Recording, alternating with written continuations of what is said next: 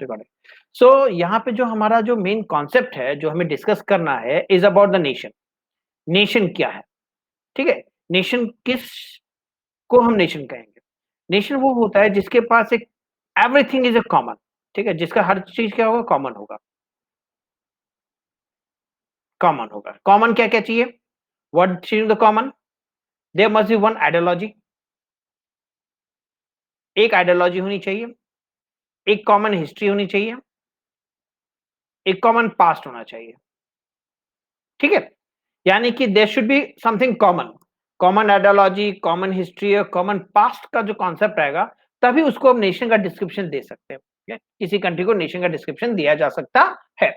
जैसे अगर आपने भारत का संविधान को पढ़ा होगा, भारत के संविधान में क्लियरली मेंशन किया गया है, India is a union of states. ये शब्द लिखा हुआ है। ठीक है, India is A union of state. India को नेशन कंट्री नहीं कहा गया है। ये भारत के संविधान में ये पॉइंट दिया गया है। ठीक है, भारत जो है वो क्या है? बहुत सारे राज्यों का गणराज्य है। भारत का एक गणराज्य कहा जाता है। It's A union of states. अब ये शब्द क्यों यूज किया गया इसके लिए? वाई नेशन शब्द क्यों नहीं यूज किया गया? क्योंकि इंडिया जो है वो आपका आज के डेट में 28 स्टेट्स का समावेश है, यानी 28 स्टेट्स को जोड़ा गया है, प्लस 7 को इसकी यूनियन टेरिटरीज हैं। ठीक है, और यहां अगर बात करें हिस्ट्री की, तो every state they have their own history. सबकी अपनी हिस्ट्री है। Every state have their own culture. सबके अपने कल्चर्स हैं। ठीक है, अगर हम लैंग्वेज की बात करें तो can you tell me how many language are going to be spoken in our country? Can you tell me that? कितना लैंग्वेज हम लोग बोलते हैं अराउंड? बोलने वाले? नहीं पता। तो बोलने वाली लैंग्वेज जो है वो आपके पास कितनी? 1608 लैंग्वेजेस। इतनी लैंग्वेज बोली जाती है। 1608 लैंग्वेज जो है भारत के अंदर बोली जाती है, लेकिन ऑफिशियली हमारे पास कितने लैंग्वेज है? Officially we have only 22 languages. That is official language. Official है। हमारे पास ना ही कोई नेशनल लैंग्वेज है। We don't have the national language, you know that. हमारे पास नेशनल लैंग्वेज नहीं है। India does not have the national language. India के पास कोई नेशनल लैंग्वेज नहीं है। India does not have the specific religion. India के पास एक नेशनल रिलीजन भी नहीं है। ठीक है, नेशनल रिलीजन नहीं है। जैसे हम मान लो पाकिस्तान को बोलते हैं, पाकिस्तान क्या बोला जाता है? इस्लामिक कंट्री है। श्रीलंका क्या है? एक बुद्धिस्ट कंट्री है। ठीक है, नेपाल क्या है? एक बुद्धिस्ट कंट्री है। ठीक है, लेकिन इंडिया को उस कंसेप्ट में रखा ही नहीं गया है। India does not have the national religious over there. ठीक है, इसलिए देखिए कभी कभी आप जब फॉर्म भरेंगे तो वहां एक शब्द आएगा आपके पास, नेशनलिटी। तो नेशनलिटी में आप क्या भरते हैं? इंडिया भरते हैं। ठीक है, उसके बाद आपसे पूछता है रिलीजन, तो आप रिलीजन भरते हैं हिंदू, मुस्लिम, सिख, व्हाटएवर इट इज। ठीक है, तो इंडिया के अंदर में कोई नेशनल शब्द जो है, नेशनल लैंग्वेज की बात करें, नेशनल रिलीजियस की बात करें, वो नहीं है। क्यों? क्योंकि भारत को एक नेशन स्टेट का दर्जा मिला ही नहीं है। क्यों नहीं मिला? क्योंकि इसकी आइडियोलॉजी एकदम अलग अलग है। यहाँ पे अलग अलग प्रकार के लोग हैं जिनकी आइडियोलॉजी टोटली डिफरेंट थी। जैसे भारत एक ऐसा देश है जहां पे आपके पास महात्मा गांधी भी हैं, जो कि सत्याग्रह को बिलीव करते थे, नॉन वायलेंस को बिलीव करते थे। भारत एक ऐसा देश है जहां पे सुभाष चंद्र बोस भी हैं, जिन्होंने एक टाइटल दिया था, तुम मुझे खून दो मैं तुम्हें आजादी दूंगा। ठीक है, यहाँ भारत जैसे ऐसा स्टेट है जहां पे आपके पास चंद्रशेखर आजाद जैसे वीर भी अवेलेबल हैं। ठीक है, तो यहाँ पे कॉन्सेप्ट अगर आप देखेंगे तो हर एक व्यक्ति की आइडियोलॉजी अलग अलग है। कोई नरम दल का है तो कोई आपके पास गर्म दल का है, कोई ठंडे दिमाग का है तो कोई गर्म दिमाग का है। ठीक है, इससे डिफरेंट आइडियोलॉजी होने की वजह से किसी एक आइडियोलॉजी पे हम लोग काम नहीं कर पाते। जैसे आज की डेट में हम लोग हर नोट पे किसका? गांधी जी का फोटो देखते हैं। बहुत लोगों का कॉन्सेप्ट कहना है ये है कि सुभाष चंद्र का फोटो होना चाहिए था। ठीक है, बहुत लोग कहते हैं कि सुभाष चंद्र नेशनल हॉलिडे के रूप में आपका गांधी जी का आता है, लेकिन सुभाष चंद्र बोस के बारे में कुछ नहीं। जबकि अगर आप सुभाष चंद्र बोस की पूरी हिस्ट्री को जानिएगा तो he had also work a lot for the nation of the state, लेकिन ऐसा नहीं हुआ। ठीक है, तो इसलिए यहाँ पे आइडियोलॉजी सेम नहीं है। आइडियोलॉजी सेम नहीं होने की वजह से, ठीक है, भारत को क्या कहा गया? यूनियन ऑफ स्टेट्स कहा गया है। ये आपने क्लास 9 की पॉलिटिकल साइंस में पढ़ा होगा। ठीक है, India is consider as a union of states. ठीक है, भारत को यूनियन ऑफ स्टेट्स कहा गया है। ठीक है, इसको नेशन स्टेट का दर्जा नहीं दिया गया। नेशन स्टेट का दर्जा उसी को मिलेगा जिसके पास एक कॉमन आइडियोलॉजी होगी, कॉमन हिस्ट्री होगी, कॉमन पास्ट होगा। ठीक है, तो उसी को नेशन का दर्जा दिया जाएगा। ये कॉन्सेप्ट किसने कहा था? आपका Ernest Renan. Is the person, ठीक है। अर्नेस्ट, अगर आप बुक खोल के बैठे हुए हैं तो आप देखिएगा कि आपके बुक के राइट साइड में एक येलो कलर का बॉक्स होगा, उसके ऊपर में लिखा होगा what is nation. Are you getting? या, ठीक है, तो आपको मिला, राइट राइट, ओके। तो वहां पे एक नाम मिला होगा, अर्नेस्ट रेनन का नाम मिला होगा, उसको आप अंडरलाइन कर लीजिए। Ernest Renan is a person who had given the concept of nation state, ठीक है, नेशन स्टेट के बारे में डिस्क्रिप्शन दिया उसने। उन्हीं उसी पैराग्राफ में आप देखिएगा नीचे में दिया व्हाट इज नेशन, तो उसको आप पढ़िएगा, उसमें पाइएगा ये चीज जो मैंने आपको बताई कि आइडियोलॉजी के बारे में बात कर रहा है, हिस्ट्री के बारे में बात कर रहा है और पास्ट के बारे में बात कर रहा है, तभी उसको क्या नेशन स्टेट का दर्जा दिया जाएगा, ठीक है, right. So that is all about the first page of your book. Okay. Any confusion up to here?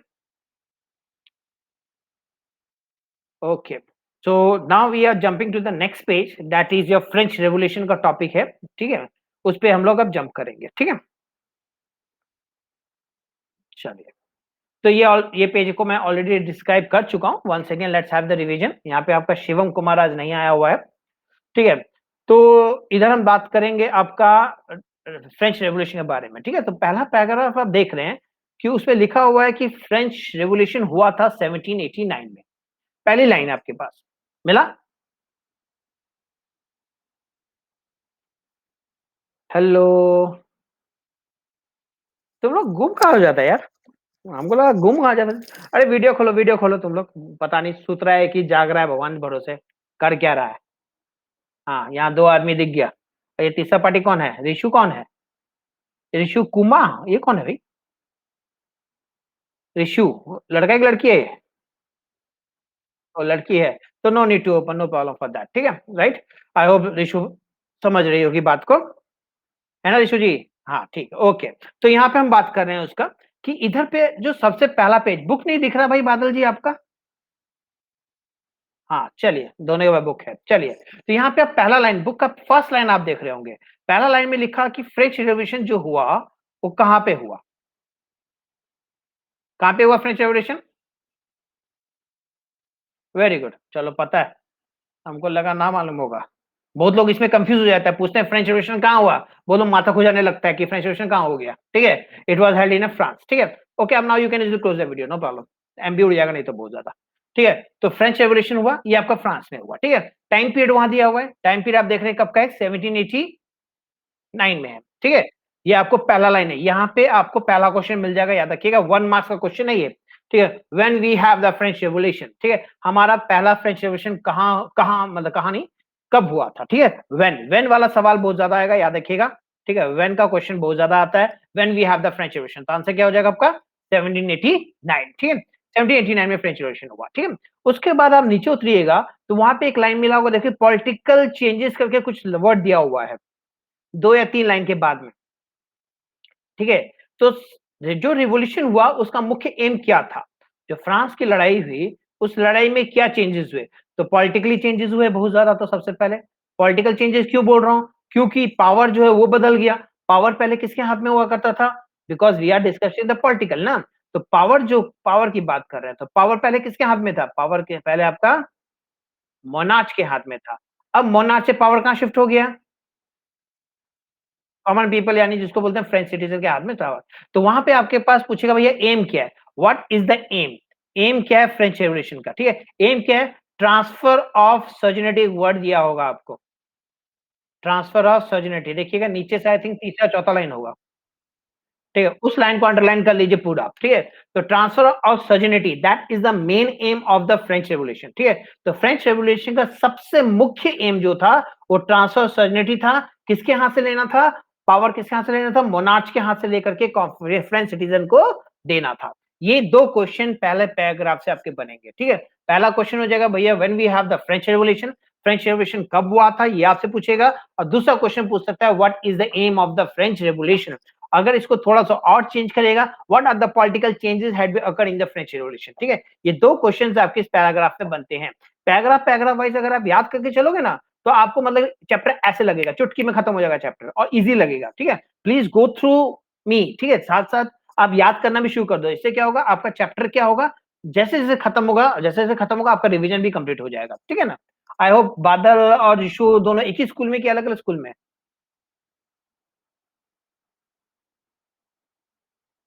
बादल तो जी लेटरा में है ना।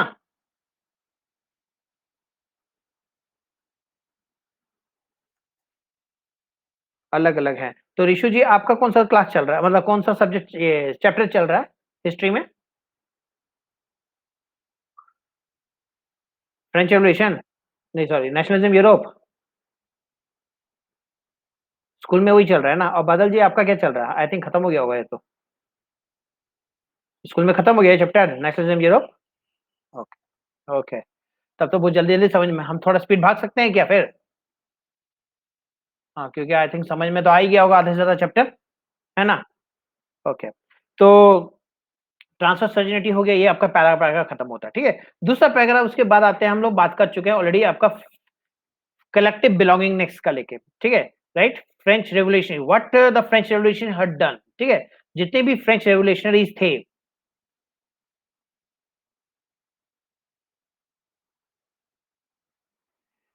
फ्रेंच रेवोल्यूशनरी जो थे, उन्होंने कलेक्टिव बिलोंगिंगनेस के लिए क्या क्या किया?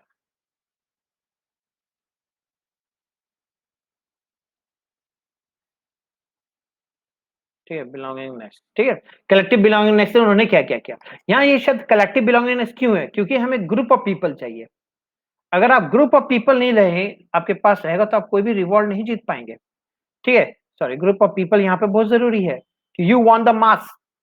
यहाँ ग्रुप का मतलब क्या है? मास ऑफ पीपल चाहिए, लॉट ऑफ पीपल चाहिए। मास बोले तो लॉट ऑफ पीपल। कि जैसे मैंने आपको एग्जांपल दिया था चना और मटके का, ठीक है, अगर आपको याद होगा, ठीक है। तो चना और मटके का एग्जांपल दिए थे, तो अगर मान लीजिए आप एक चना से मटके को फोड़ने की कोशिश करेंगे तो मटका नहीं फूटेगा। दो भी फेंकेंगे तो नहीं फूटेगा, आपको पूरा चना उठा के फेंकना होगा उस मटके का विथ बोरा, तब जाके मटका फूटेगा आपका। इसका मतलब सारे के सारे चने एक साथ होने चाहिए। तो यहाँ चने कौन है? चने यहाँ पे लोग हैं, ठीक है। And all the people should have the common concept, और you can say that common feeling. सबके अंदर में क्या होना चाहिए? कॉमन फीलिंग होनी चाहिए। अगर कॉमन फीलिंग होगी, तभी जाके कोई आदमी आपके लिए लड़ेगा ना जी, ठीक है। मान लीजिए अगर कॉमन फीलिंग नहीं है तो कोई लड़ेगा? नहीं लड़ेगा, ठीक है। मान लो आपस में पड़ोसी की लड़ाई होगी, दो पड़ोसी की लड़ाई होगी, तो हम लोग क्या करते हैं? हम लोग पॉपकॉर्न और चाय लेके बैठ जाते हैं, है कि नहीं? Because we want to enjoy, ठीक है ना। राइट। जैसे एक एग्जांपल देता हूँ, छोटा सा एग्जांपल है, मतलब कि जोक टाइप का है। मान लीजिए जैसे एक आदमी ये रहा, ये आदमी यहाँ, ये आदमी यहाँ है, दो आदमी है, आपस में लड़ रहा है। ये ए आदमी जो है बी आदमी को बोल रहा है, ठीक है, एक ए आदमी जो बी को बोल रहा है मैं तेरे दांत तोड़ दूंगा। बी आदमी बोल रहा है मैं तेरे दांत तोड़ दूंगा। तो यहाँ पे थर्ड आदमी खड़ा है, सी, बोलता है तोड़ तोड़ इसके दांत तोड़। सी बोलता है बी को, तू ए को, एक सी भी बोलता है बी को कि ए का दांत तोड़। फिर थोड़ी देर में क्या बोलता है? सी बोलता है ए को कि बी का दांत तोड़। तो ये दोनों ए और बी मिलकर क्वेश्चन पूछता है, भाई किसी का भी दांत तोड़े तो तुझे क्या करना? बोलता है मेरा डेंटल हॉस्पिटल बगल में है, ठीक है। ये हॉस्पिटल डेंटल वाला मेरा ही है, तोड़ोगे तो दोनों आओगे मेरे पास। तो वही हाल हम लोगों का भी हो गया आज की डेट में, ठीक है। We are just enjoying the war, ठीक है। Because why? Because we don't have the feeling, क्योंकि हमारे पास क्या है? फीलिंग नहीं है, ठीक है। हमारे पास वो कॉमन फीलिंग नहीं है। अगर वो फीलिंग होती तो क्या होती? हम लोग रोक सकते थे, ठीक है। तो ये सबसे इंपॉर्टेंट चीज है, कॉमन फीलिंग को जगाना, ठीक है। इस कॉमन फीलिंग को जगाना एक सबसे बड़ी बात थी, ठीक है। तो देखो कारण है कि अगर जिस दिन हमारी आजादी की लड़ाई चल रही थी, उस समय हमारे पास 32 करोड़ आदमी, 32 करोड़ पीपल थे आजादी के टाइम में, जब भारत की आजादी चल रही थी, ठीक है। तो ये सोचने की बात है कि 32 करोड़ लोग जो है, उसके अंदर हर ग्रुप का व्यक्ति था, इवन औरतें भी थी, ठीक है। यहां तक कि आपके पास 14 साल से लेकर के आपके 50 साल के लोग जो है, वो एक ही फीलिंग के साथ देश को आजाद कराने में लगे हुए थे। All have the one feeling only, सबके अंदर में एक ही फीलिंग थी, ठीक है। अब देखो जैसे 14 साल का एक नाम याद आ रहा होगा, मेरे माइंड में आ रहा है, खुदीराम बोस, नाम सुने हो? नहीं सुने हो? चलो, खुदीराम बोस जो है 14 साल का लड़का है, जस्ट 14 ईयर्स एज, ठीक है। Who had spend their life for the freedom, 14 साल की एज में फांसी पे चढ़ गया, ठीक है ना। उसके बाद 16 साल की उम्र में एक रानी थी, रानी गेडुली, ठीक है। रानी गेडुली थी, रानी गेडुली। और रानी जो गेडुली जो थी वो नागालैंड की रानी थी, 16 साल की एज में। ये आपका रेवोल्यूशनरी फाइट में उतर जाती है, ठीक है। और 50 साल के बूढ़े तक लोग भी हैं, आपका रेवोल्यूशनरी फाइट में उतर जाते हैं। तो क्या हुआ था कि 14 साल का बच्चा बच्चा अंग्रेजों से लड़ने के लिए तैयार हो गया था। वो जज्बा कहाँ से आया? यहाँ पे हम लोग 100 बच्चों को बोलते रहते हैं भैया पढ़ लो, पढ़ लो, पढ़ लो, मुश्किल से 1-2 जागता है, बाकी सोता रहता है, ठीक है? जबकि उस समय में ना तो फेसबुक था, ना ही ट्विटर था, ना ही आपके पास यूट्यूब जैसा सिचुएशन था, ना कुछ भी ऐसा मोटिवेशनल कॉन्सेप्ट नहीं था। लेकिन फिर भी कुछ लोगों के बोलने पे ही 14 साल के बच्चों के अंदर वो फीलिंग जाग जाती थी कि वो नेशन के लिए अपनी जान को निछावर करने के लिए तैयार हो जाते थे। वो फीलिंग क्रिएट करना बहुत जरूरी था। That's why we always used to say the feeling should be created. ठीक है, अगर फीलिंग नहीं होगा तो क्या होगा? तो आप कभी भी एकजुट होकर नहीं जोड़ पाएंगे किसी को। ठीक है, यानी कि हमारे पास जैसे नेकलेस आप देखते हो, अलग अलग प्रकार के मोती होते हैं, डिफरेंट डिफरेंट टाइप के मोती होते हैं, कोई बड़ा मोती होता है, कोई छोटा मोती होता है, और उन सबको एक धागा पकड़ के रखता है खाली। अगर वो धागा टूट जाए तो क्या होगा? नेकलेस टूट जाएगा, है कि नहीं? तो ये जो धागा है वो है नेशनलिस्ट फीलिंग का, नेशन का। जैसे 15 अगस्त के दिन तुम बहुत नेशनलिज्म फीलिंग देखोगे लोगों के अंदर में, 26 जनवरी के अंदर में भी बहुत लोगों को देखोगे नेशनलिस्ट फीलिंग के अंदर में। 26 के 27 पहुंच जाओ, कौन नेशन फीलिंग, कौन इंडिया, भाड़ में जाओ। यहाँ पे वही हाल है, 15 को मनाएंगे, 16 को गायब, झंडा आपको पड़ा हुआ मिल जाएगा रोड पे। ठीक है, यानी झंडे तक की कोई वैल्यू नहीं रहेगी। बहुत बार ऐसे यूट्यूब में आप देखोगे, वीडियोस बहुत सारे आए हुए हैं, 26 जनवरी 15 अगस्त को लोग झंडा खरीदते हैं, ठीक है, इन the name of the nation, but what happened other on the other day? ठीक है, उस अगले दिन क्या होता है? अगले दिन तो वही हाल होता है कि नहीं? जैसे कभी कभी मेरे मन में सवाल आता है, ठीक है, या क्वेश्चन बोल सकते हैं, कभी कभी मेरे मन में ख्याल आता है, ठीक है, कभी हम पोखरा चौक जाते हैं, आई होप तुम लोगों ने देखा होगा शायद पोखरा चौक, देखे हो? नहीं देखे हो? या रितु रितु भी ज्वाइन कर ली। पोखरा चौक जो है वो आप देखे होगे, ठीक है, if you have seen the Pokhara चौक, ऐसा करके चौक, पोखरा तो ऐसे ही होगा गोल गोल, ठीक है ना? यहाँ पे हम छठ की पूजा की तरफ कभी गए हैं, ठीक है, छठ जो होता है ना, छठ पूजा की तरफ गए हैं। पर छठ पूजा के दिन आप पोखरा चौक जाके देखेंगे ना, पूरे कोई भी कुआं देखिए, कोई भी मतलब नदी तालाब आप देख लीजिएगा छठ पूजा के टाइम में, एकदम साफ, टोटल क्लीन, टोटल क्लीन मिलेगा, ठीक है। और छठ पूजा के 5 दिन के बाद जाके देखिएगा, उसका हालत वही होगा, वो क्लीन से उसके आगे बस यूएन लग जाएगा, इट बिकम अनक्लीन। तो क्यों? छठ पूजा के दौरान ही उस तालाब की वैल्यू थी, उसके बाद उसकी वैल्यू खत्म हो गई, यानी we don't have the feeling, हमारे पास तो फीलिंग ही नहीं है। हम आज के डेट में भी कचरा ले जाके कहाँ फेंक रहे हैं? उसी नदी, उस कुएं में, उस तालाब में फेंक रहे हैं, क्योंकि हमारे पास कंट्री को लेके फीलिंग नहीं है। तो फीलिंग जनरेट करना बहुत इंपॉर्टेंट चीज है। तो फीलिंग जनरेट जब तक नहीं होगा और बिलीव जब तक नहीं होगा, तब तक क्या होगा? You can not do anything over there. जैसे फॉर एग्जांपल, एक और एग्जांपल देता हूँ, ओके, एक एग्जांपल और देता हूँ। डॉक्टर के पास सब लोग गए होंगे, है ना? कुछ सालों के बाद रितु भी डॉक्टर बन जाएगी, ठीक है। तो रितु जब डॉक्टर बन जाएगी, मान लो फॉर एग्जांपल, और हम जाते हैं रितु के पास कि मेरा पेट दर्द हो रहा है। रितु मुझे 15 दवाई दे देती है, 15 मेडिसिन, बोला इसे खा लीजिए ठीक हो जाएगा, ठीक है। डॉक्टर 15 मेडिसिन क्यों देता है?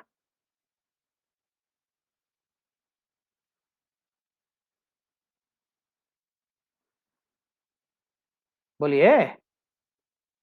नहीं पता, क्योंकि उसको भी नहीं पता मैंने क्यों दिया, ठीक है। डॉक्टर भी नहीं पता रहता मैंने 15 मेडिसिन दिया क्यों, उसको मालूम है कोई ना कोई एक मेडिसिन सूट कर जाएगा, ठीक है ना, राइट। अब वही बिलीफ से वजह से हम लोग डॉक्टर के पास जाते हैं। सबसे इंपॉर्टेंट क्या है? बिलीफ। बहुत खतरनाक चीज है ये बिलीफ सिस्टम। अगर आप बिलीव करो तो पत्थर में भगवान, नहीं बिलीव करो तो जस्ट एक पत्थर, ठीक है ना। तो बिलीफ है यानी भरोसा, ट्रस्ट जिसे बोला जाता है। ये बिलीफ अगर आप क्रिएट कर दिए अगर किसी व्यक्ति के अंदर में रिलेटिंग टू द नेशन, तो नेशन बदलाव आना बहुत जरूरी है। कौन कहता है कि एक व्यक्ति बदलाव नहीं ला सकता? Let's have a look to the Mahatma Gandhi, this a single person who had bring the changes. ये अकेला आदमी था जिसने बदलाव ले आया, इसलिए गाना बना एकला चलो, सुने होगा ना, एकला चलो रे, नहीं सुने हो? सुन लो, आज सुन लेना तुम लोग, बड़ा मस्त गाना है, एकला चलो, बंगाली में है, ठीक है, एकला चलो, ठीक है, बहुत ही अच्छा गाना है, ठीक है। Just have a look on, have a listen to that, ठीक है, कभी हेडफोन लगा के सुनना, बहुत मजेदार गाना है, ठीक है। वो आपका रविंद्रनाथ टैगोर ने बनाया था, कंपोज किया था, ठीक है। और वो गाना इसलिए रखा गया था कि अगर आपके पास कोई एक व्यक्ति भी नहीं है, just you do yourself, slowly slowly the people will collected to you. तो Gandhi ji is the best example for that. Gandhi ji एक एग्जांपल है। दूसरा आपका एक एग्जांपल अन्ना हजारे का हम देंगे।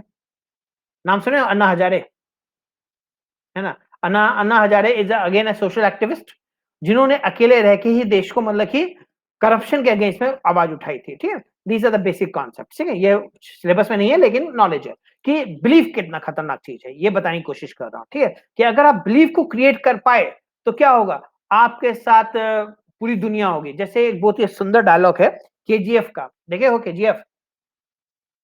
केजीएफ में एक बहुत सुंदर डायलॉग आखिरी में, बता सकते हो डायलॉग क्या है?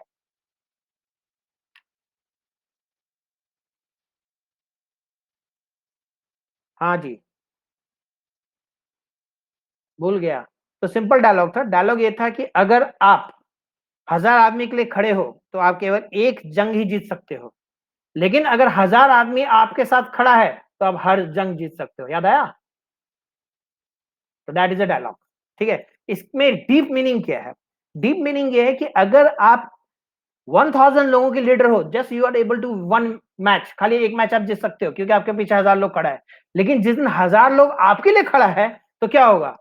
You can win every war over there, हर एक वॉर आप जीत सकते हो। ये सबसे बड़ा मुद्दा है। तो 1000 आदमी को इकट्ठा करने के लिए एक फीलिंग होनी बहुत जरूरी है। ठीक है ना? 1000 आदमी के अंदर वो फीलिंग को आपको क्रिएट करना होगा। जब तक वो फीलिंग आप क्रिएट नहीं कीजिएगा तो क्या होगा? 1000 आदमी को एक धागे में आप जोड़ नहीं पाइएगा।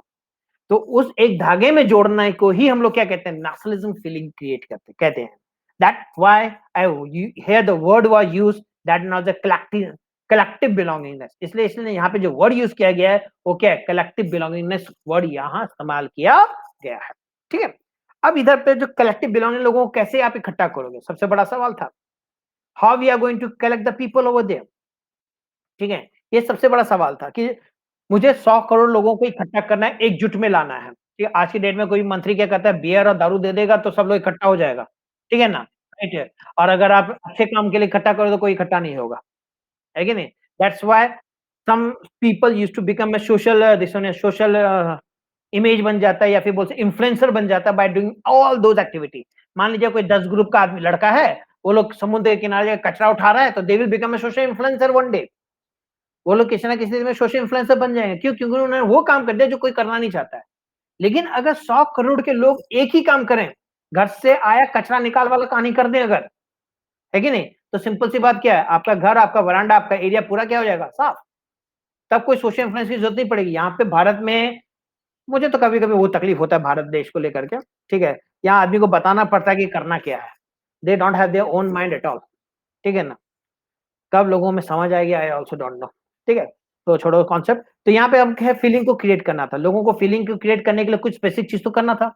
तो स्पेसिफिक चीज करने के लिए क्या यूज किया गया? जैसे वर्ड, शब्द। दो शब्द का इस्तेमाल यहाँ पे ज्यादातर देखोगे, ला पेटेड है एंड लेसिएटेन है। मिलाओ दोनों शब्द। ला पेटेड का मतलब होता है फादरलैंड। ठीक है, और लेसिएटेन का मतलब है सिटीजन।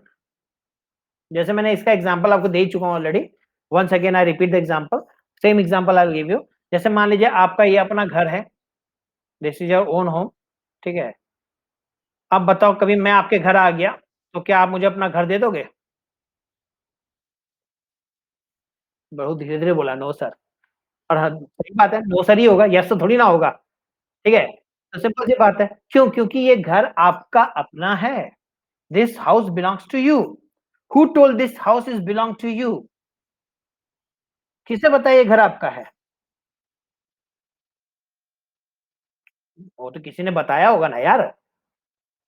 पेरेंट्स ने बताया, क्योंकि तुम पैदा वहीं हुए। तुम पैदा हो रहे हो वहां पर, जब तुम पूरा खेल कूद कर रहे हो वहां पर, सब लोग तुम्हारे रिलेटिव्स वहां रह रहे हैं, तब ना बोल रहे हैं कि घर तुम्हारा है। तो you are have one feeling with this house.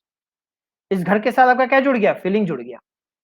ठीक है, अब वो फीलिंग की वजह से आप क्या हो जाओगे? एक प्रोटेक्टिव नेचर के व्यक्ति हो जाओगे उस घर को लेकर के। मान लो कोई आदमी अगर उस घर को कैप्चर करने आएगा तो क्या करोगे? 10 आदमी डंडा लेके वहां निकल जाएगा, है कि नहीं? तो 10 आदमी डंडा लेके निकल जाएगा, 10 आदमी आगे डंडा मारेगा पर्टिकुलर आदमी को जो बाहर से आ रहा है। क्यों? क्योंकि आपके अंदर फीलिंग जनरेट कर दी गई, आपको बताया गया कि you are the citizen of this house. You and this house belongs to you, then automatically you have a protective nature. उसी प्रकार से अगर किसी जमीन को लेकर के यानी कंट्री को लेकर हम बात करें कि भैया आप, क्योंकि देखो उस समय क्या था, लोगों के अंदर फीलिंग नहीं था, people does not have the feel towards the nation, ठीक है, वो फील को जनरेट करना था, क्योंकि सब चीज किसका था, मोनार्च का था, हर चीज थी मोनार्च का, ठीक है, जमीन जायदाद जो भी था, चीज था वो सब किसका था, मोनार्च का था, ठीक है।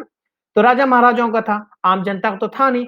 अब लोगों ने ये फीलिंग क्रिएट करनी शुरू की कि ये जो जमीन का टुकड़ा है ये आपका है, ये आप इसके सिटीजन हो, आप इसके मालिक हो, ठीक है, इसको बचाने की जिम्मेदारी किसकी, आपकी। तो ये आपका पितृभूमि है, आप इसके सिटीजन्स हो। इस प्रकार के बड़े बड़े शब्दों का इस्तेमाल किया गया ताकि लोगों के अंदर में फीलिंग को क्या किया जा सके, जनरेट किया जा सके। Up to here any question? Yes sir, no sir, क्या बोला? ओ नो सर बोला, ओके। चलो, तो ये हो गया। तो ला पेटेंट एंड ले स्यूटेंट जो शब्द का यहाँ पे पूरा एक लाइन दिया हुआ, द वर्ड ला पेटेंट ल स्यूटेंट have been emphasised the nation, मिला पहला शब्द, पहला लाइन है। Second paragraph I think third या फोर्थ लाइन के बाद मिल रहा है। Rishu, you did you got it? Okay. Ritu को तो बोलना ही नहीं है, वो तो पहले ही पास कर गई। चलो, तो ये हो गया। तो यहाँ पे आपके पास जो है ये कहानी है। अगर बादल रितु का बुक यूज कर रहा है उसमें ऑलरेडी अंडरलाइन पूरा मिलेगा, है कि नहीं? हाँ, तो तुमको तो अंडरलाइन करना जरूरत ही नहीं पड़ेगा, पूरा लाल लाल करके रखी हो किताब को, ठीक है ना? तो उसका उसका किताब ना ब्लडी संडे हो गया है, पूरा पूरा खून खून निकाल के रखी हुई है किताब का। चलो, तो ये हो गया आपका। तो इससे आपका एक क्लियर हो गया पहला, तो ला पेटेंट ले स्यूटेंट का क्लियर हो गया। कोई दिक्कत यहाँ पर नहीं, ये आप पहला पॉइंट बना लीजिए। क्वेश्चन क्या होगा याद रखिएगा, क्वेश्चन का कीवर्ड क्या पकड़ना है, सेंस ऑफ कलेक्टिव बिलोंगिंगनेस, याद रखिएगा, ठीक है। और यहाँ पे कंफ्यूज नहीं होना, क्योंकि एक और चैप्टर है नेशनलिज्म इंडिया, उसमें भी यही सेम टॉपिक है। तो यहाँ पे वर्ड क्या आएगा, फ्रेंच रेवोल्यूशनरीज। दो शब्द मैं आपको दे रहा हूं इस क्वेश्चन को पकड़ने के लिए। यहाँ आपके पास क्या है, फ्रेंच रेवोल्यूशनरीज और कलेक्टिव बिलोंगिंगनेस, ये दो शब्द को पकड़ के चलिएगा। यहां दो शब्द जैसे मिला, उठा के ये आंसर चिपका दीजिएगा, ठीक है ना। तो क्या मिलेगा, सबसे पहले the ideas of la patent less सेटेंट एम्फसाइज द नेशन, ये पहला लाइन बन जाएगा, ठीक है। उसके बाद दूसरा पॉइंट क्या होगा कि भैया दूसरे पॉइंट में फ्लैग का बात बोला हुआ है, फ्लैग है ना जी। हाँ, तो फ्लैग में क्या है, तो रॉयल स्टैंडर्ड फ्लैग को रिप्लेस करके कौन सा फ्लैग ला दिया गया, नेशनल फ्लैग आ गया, वो ट्राई कलर में कन्वर्ट हो गया आपका, ठीक है। तो फ्लैग बना गया। तीसरा आप देखोगे वहां पे बात किया गया आपका नेशनल असेंबली को लेकर बात किया गया, national assembly had been created over there, ठीक है। नेशनल असेंबली फॉर्म हुआ। उसके बाद चौथा यूनिफॉर्म लॉज बने, यूनिफॉर्म लॉ हुए। उसके बाद पांचवें में देखोगे सॉन्ग कंपोज हो गए, सॉन्ग कंपोज हुए। फिर ओथ हाइम्स ये सब सारे सब कंपोज होंगे, ओथ होगा, हाइम्स होगा, ठीक है ना। ऑल आर गोइंग टू, ऊपर से जो मरेंगे उनको नेशन के नाम पे उनको सम्मानित किया जाएगा। मेट्रेस वर्ड वहां पे यूज किया होगा, सॉन्ग हाइम कंपोज, उसका मेट्रेस वर्ड मिला। अच्छा, हमको भी किताब जुगाड़ करना पड़ेगा। मिला नहीं मिला? नहीं मिला? फोर्थ या फिफ्थ लाइन, सिक्स लाइन होना चाहिए।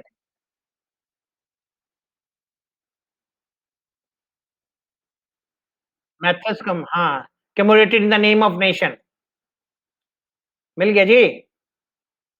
हाँ, तो ये भी एक पॉइंट है, फिफ्थ पॉइंट रखिएगा। सॉन्ग या फिफ्थ या फोर्थ, जो भी आपका पॉइंट ऊपर नीचे आप कर सकते हैं, कोई दिक्कत नहीं है, ठीक है। सॉन्ग कंपोज हुए, oath and oath hymns were compose, और जितने भी मेट्रेस हुए, जितने भी लोग मरे थे उनको नेशन के नाम पे दे दिया, ठीक है। ये फिफ्थ पॉइंट होगा।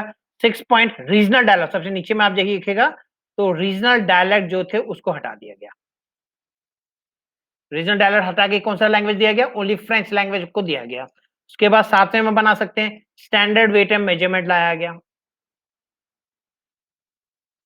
स्टैंडर्ड वेट एंड मेजरमेंट लाया गया, ठीक है ना। ये हो गया आपका। तो ये सातवां पॉइंट हो जाएगा। आठवां पॉइंट जो जितने ड्यूज थे सारे के हटा दिए गए, ड्यूज रिमूव्ड, ये नीचे में मिल जाएगा आपको, ठीक है। तो 8 से 9 पॉइंट करीब करीब इस पैराग्राफ में आपको मिलेंगे जो आपको लिखने हैं। क्लियर हो गया? ओके। तो Ritu, I think you are listening और नॉट? रितु जी है कि नहीं है? है नहीं है? तो तुम्हारा काम एक है कि इस क्वेश्चन का टेस्ट तुमको ले लेना है इन दिनों का, ठीक है। ये एक फ्रेंच ऑफ कलेक्टिव बिलोंगिंगनेस वाला क्वेश्चन का टेस्ट लेना एक, ठीक है, राइट, एक पहला क्वेश्चन दे देना और इसको फिर चेक कर लेना, ठीक है ना, राइट। और जो गलत करेगा उसको दो दो कान में जड़ देना मेरी तरफ से, ठीक है। और तेरे सामने दो है, तीसरा पार्टी कौन है? यही तो बादल और इशू, यही तो दो है।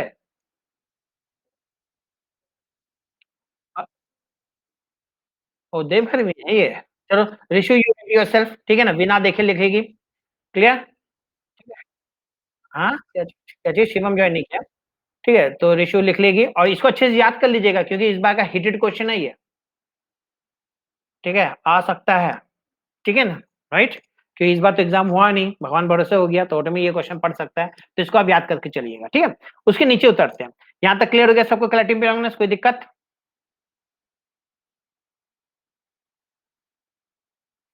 अरे बोलता है कोई नहीं है,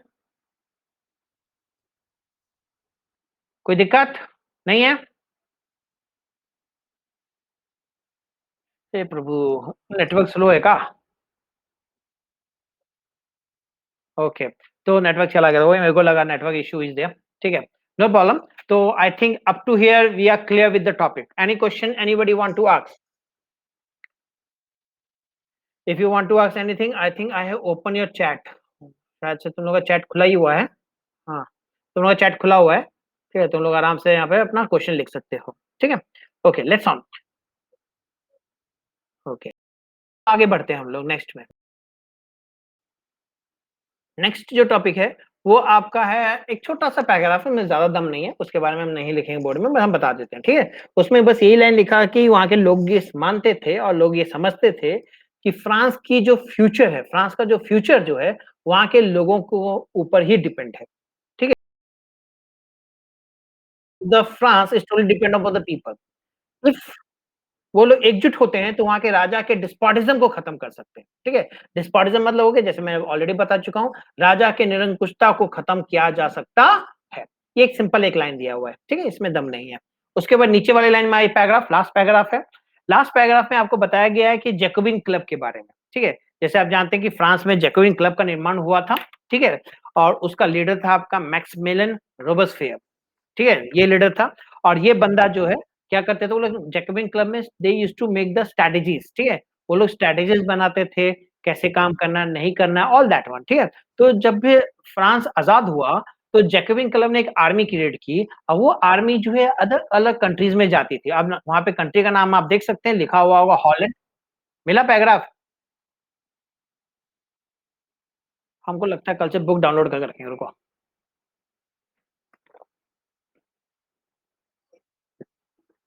मिला कि जो आपके जैकबिन के जितने लोग थे उनको मतलब कि जब वो अलग अलग कंट्रीज में जाते थे ताकि वो लोग क्या कर सके, नेशनलिज्म फीलिंग को क्या कर सके, अदर कंट्रीज में स्प्रेड आउट कर सके, ठीक है। तो ये कंट्री के नाम को इंपॉर्टेंट है जो आपको लिखा हुआ है, हॉलैंड ऑल दैट वन, ठीक है। तो इन सब का नाम आपको याद रख लेना है, ठीक है। तो यहाँ पे एक वन मार्क्स का क्वेश्चन नाम को लेकर पूछा जा सकता है कि कौन कौन सी कंट्री में वो लोग जाते थे, clear. Go through the first page, ठीक है, पहला पेज को आप जाइए। कोई सवाल मन में आ रहा है तो मत पूछिए, चलिए।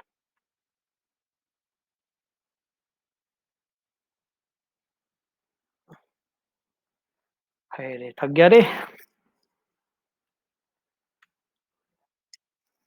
आ गया, कहाँ आ गया, कौन आ गया? हो गया फर्स्ट पेज, कोई दिक्कत किसी को फर्स्ट पेज में? No sir. अब उसके बाद आ जाइए मेन चीज, मेन चीज उसके नीचे पेज पलटेंगे, you will come to the Napoleon. Napoleon Bonaparte के बारे में हम लोग जानेंगे, ठीक है। जैसे आप जानते हैं नेपोलियन जो बंदा था, ठीक है, नेपोलियन जो था 1804 तक में फ्रांस में कैप्चर कर चुका था, ठीक है। 1804 में नेपोलियन जो है वो कैप्चर कर चुका था, ठीक है। एंड नेपोलियन, ये तो श्योर शॉट था कि नेपोलियन डेमोक्रेसी को डिस्ट्रॉय करना चाहता था, क्योंकि ये कंप्लीट खुद ही डिक्टेटर था। ये वाज इसकी स्टोरी पता है नेपोलियन की? ये एक जस्ट एक सिपाही था, पता है, सिपाही से डिक्टेटर में कन्वर्ट हो गया। इंस्पिरेशन के लिए बहुत ही अच्छी चीज है ये नेपोलियन की स्टोरी, लेकिन बहुत ही अलग तरीके से, एक बहुत ही अच्छा डिक्टेटर बोल सकते हो, बहुत ही अच्छा ब्यूरोक्रेट बोल सकते हो, ठीक है। दिमाग बहुत तेज था इसके पास, नेपोलियन के पास, ठीक है। तो नेपोलियन जो है 1804 तक आते-आते फ्रांस को कंट्रोल कर चुका होता है, ठीक है? तो फ्रांस को जब कंट्रोल करता है, तो ही नोज़ दैट कि इसमें देखिए ऊपर में एक लाइन लिखा होगा, Napoleon had no doubt to destroy the democracy. So मिला? पहला, दूसरा, तीसरा लाइन में मिलेगा वो। पूरा एक लाइन है, एंड हो रहा है, ठीक है? एडमिनिस्ट्रेटिव चेंजेस समथिंग कुछ में एंड हो रहा है, तो वहाँ पे जस्टिफाई वर्ड डाल दीजिएगा, क्योंकि ये क्वेश्चन डायरेक्टली पूछ लेता है इसी स्टेटमेंट को लेकर के, ठीक है? Napoleon had no doubt to destroy the democracy. If you have got this thing, you can just underline that one, ठीक है? ये कहना क्या चाह रहा है? ये जो लाइन, जो स्टेटमेंट है, ये कहना चाह रहा है कि नेपोलियन जो है, ये तो क्लियर था वो डेमोक्रेसी देना नहीं चाहता था किसी को। अगर डेमोक्रेसी दे देता तो खुद रूलिंग करने की उसको कोई जरूरत नहीं थी। लेकिन नेपोलियन ने कैप्चर किया, इतने प्यार से कैप्चर किया कि लोगों लोगों को लगा कि क्या है, जो हमें चाहिए वो हमें मिल गया, ठीक है? वहाँ के लोग जो हैं, देखो फ्रांस के लोग जो हैं लड़ किसके लिए रहे थे? अगर आप फ्रांस हिस्ट्री को अगर अच्छे से खोज के देखोगे, तो फ्रेंच पीपल जो है, ठीक है, फ्रांस के लोग जो हैं वो लड़ किसके लिए थे? सबसे पहले वो लोग लड़ रहे थे इक्वालिटी के लिए, इक्वालिटी बिफोर लॉ के लिए लड़ रहे थे, ठीक है? एक हो गया। दूसरा, वो लोग लड़ रहे थे भैया राइट टू प्रॉपर्टी,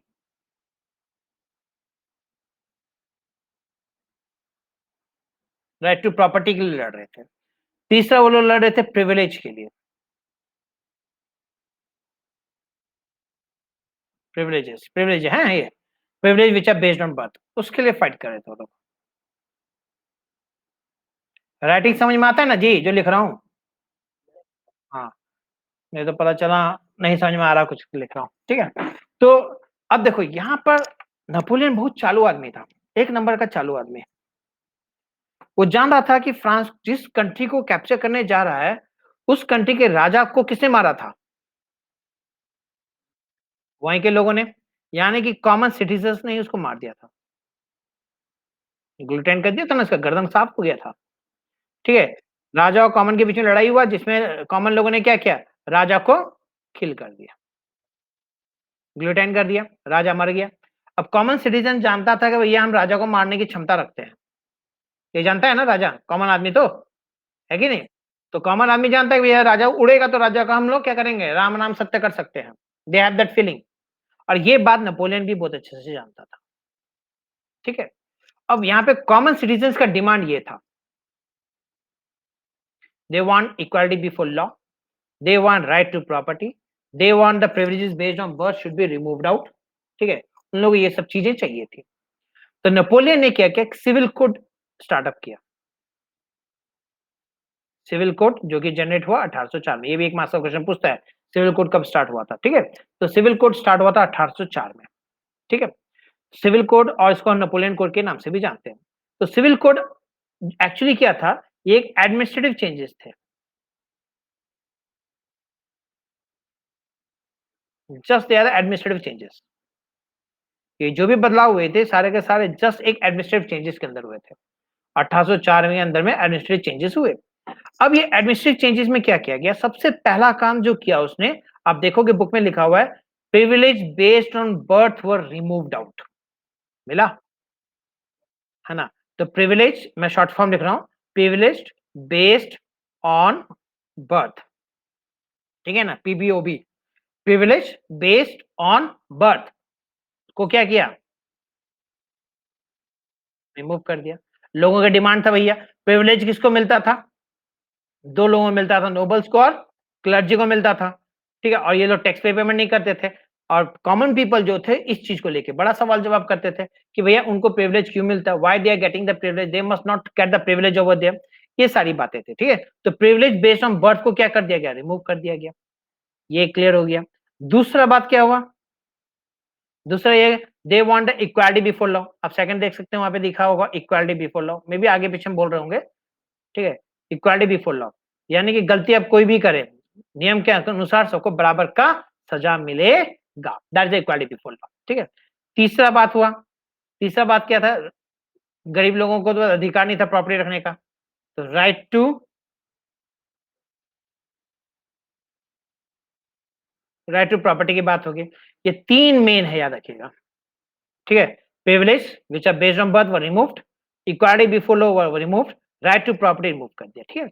उसके बाद इन तीनों चीजों को फ्रांस के कंट्रोल में कुछ कंट्रीज थी, आप नीचे देखिएगा नाम लिखा होगा, स्विट्जरलैंड, जर्मनी, इटली और हॉलैंड, और क्या है,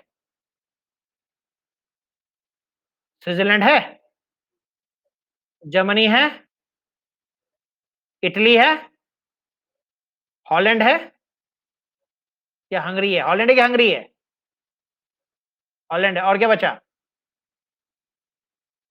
डच रिपब्लिक बाकी रह गया शायद से। तुम लोग किताब खोल के देख रहे तब भी ना बता पा रहे रे, हुर, तुम लोग तो हुड़ू दबंग करेगा बैठ करके। सलमान खान का फैन है या नहीं कि, चलो, तो ये हो गया आपका। तो इधर पे, ठीक है, यहाँ पे क्या क्या आ गया, Switzerland, Germany, Italy, Holland and Dutch Republic, ठीक है। ये सारी कंट्रीज, ये भी एक मार्क्स का क्वेश्चन है, याद रखिएगा, ठीक है। तो पूछेगा नेपोलियन कोड को किन किन कंट्रियों में फैलाया गया, तो आंसर क्या होगा, Switzerland, Germany, Italy, Holland and Dutch republic, इन सब कंट्री में फैलाया गया। इन सब तीनों बातों को, these are the country which are under the control of the France, ठीक है, तो इन सब में फैला दिया गया। ओके, ये तो क्लियर हो गया एक पार्ट। उसके बाद नेक्स्ट जो चेंजेस किए उसने टाउन में किए, शहर में किए। शहर में क्या क्या चेंजेस किए, सबसे पहले उसने गिल्ड रिस्ट्रिक्शन रिमूव किया, GULID मिलेगा,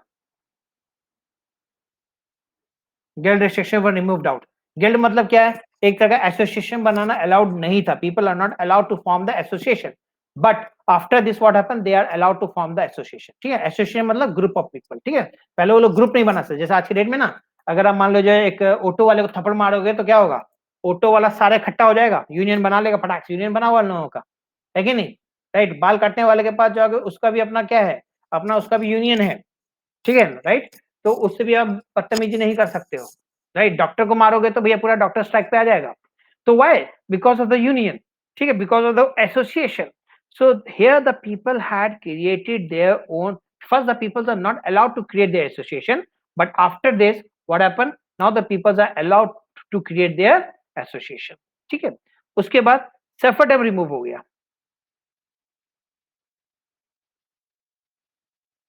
सफरडम व रिमूव। सफरडम जिसको हम क्या बोलते हैं, स्लेव बोलते हैं, स्लेव सिस्टम को रिमूव कर दिया गया, ठीक है।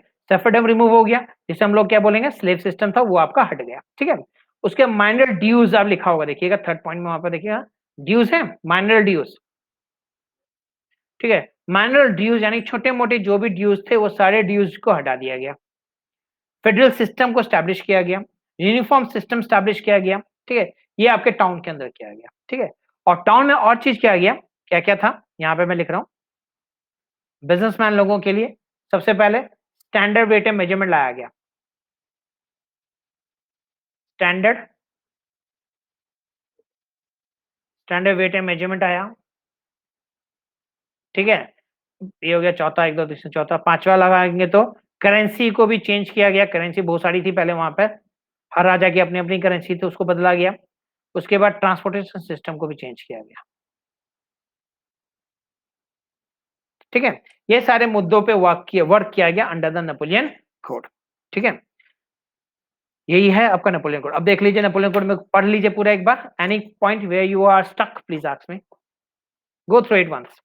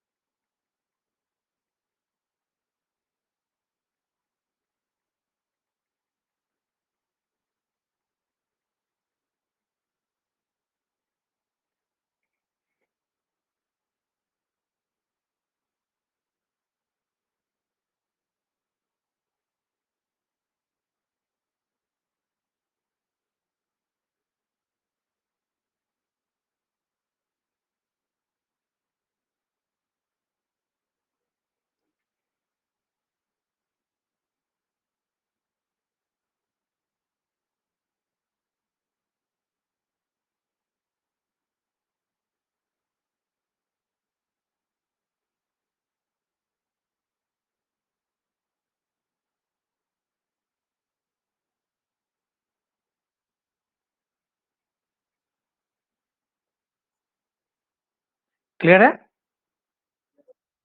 Any question? नो। तो ये आपको 2 क्वेश्चन अब होमवर्क मिल गया याद करने के लिए। पहला क्वेश्चन आपको याद करना है फ्रेंच कलेक्टिव बिलोंगिंगनेस।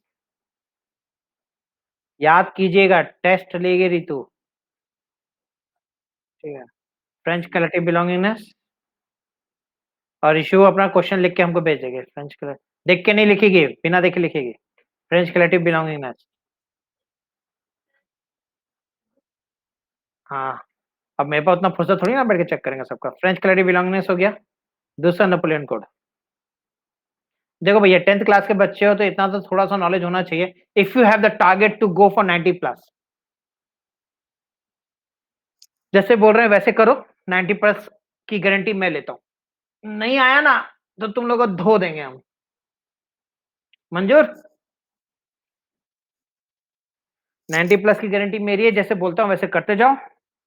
90 प्लस कम आ गया तो मुझे बोलना। ठीक है, उसके लिए तुमको थोड़ी सी ज्यादा मेहनत करनी होगी। ठीक है, I will find out the notes and then I will send you the notes also, no problem for that. Okay, some terms हैं। ठीक है, ये 2 टॉपिक को अच्छे से पढ़िएगा। कल मैं आप लोगों से सवाल जवाब करूंगा उतने ही टॉपिक थे जितना आपने टॉपिक पढ़ा आज। ठीक है, so okay then, see you in the next class. Have a nice day. Okay then, bye. Take care all of you.